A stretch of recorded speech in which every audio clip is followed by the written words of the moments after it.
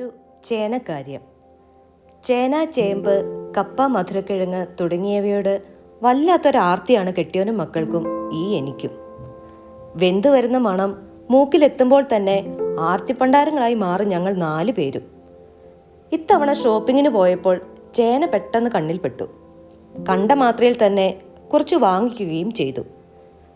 ചാറ് വെച്ചാൽ മതി എന്ന് അപ്പോൾ തന്നെ തീരുമാനമായി. പിറ്റേന്ന് തന്നെ ചേന ചെറിയ കഷ്ണങ്ങളാക്കി കുക്കറിൽ വേവിക്കാൻ വെച്ചു. 1-2 വിസിൽ വന്നു, ഓഫ് ചെയ്തു.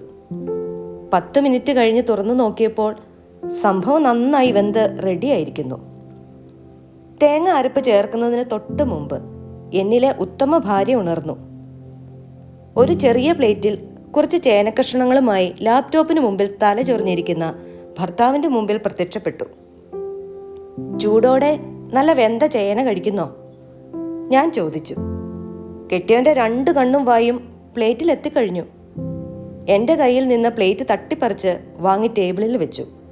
എന്നിട്ട് പറഞ്ഞു, ചൂട് ചേന, ഇതിൻ്റെ പുറത്ത് കുറച്ച് തേങ്ങയും ഇട്ട് കുറച്ച് ഉള്ളി, മുളക് എന്നിവ നന്നായി ഞെരടിയെടുത്തതിൽ എണ്ണയും ഒഴിച്ച് കഴിച്ചാൽ സംഗതി കുശാൽ.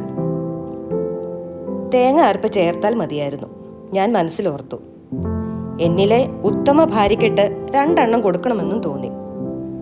പെണ്ണുങ്ങൾക്ക് ഇരട്ടി പണി തരാൻ ഭർത്താക്കന്മാർ കഴിഞ്ഞേ ഉള്ളൂ ആരും. മുളകച്ചാർ വേണമെങ്കിൽ തരാം എന്നായി ഞാൻ. ഒന്നും വേണ്ട, ഇത് തന്നെ ധാരാളം എന്നും പറഞ്ഞ് ചൂടോടെ ഒറ്റ അകത്താക്കൽ.